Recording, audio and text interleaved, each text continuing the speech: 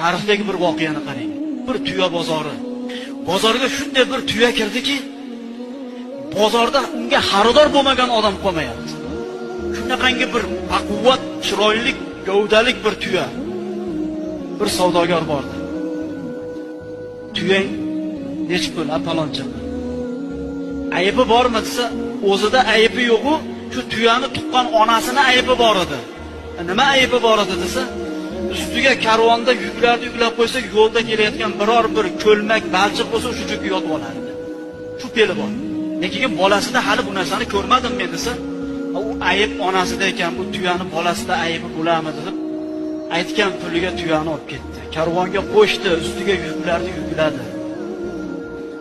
Ketayotgan joyida bir ko'lmak, balchiqqa borgan paytida haligi ko'rkam tuya yuk buki bilan balchiqqa yumalandi.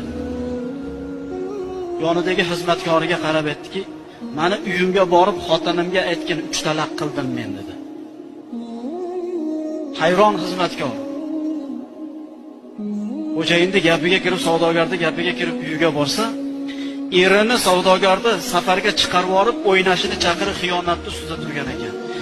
Bu nima holat desalar, hali savdogar aytayapti. Buni onasi fohisha edi. Onasi fohishayu qizi yaxshi bo'ladi deb olorgan edim men.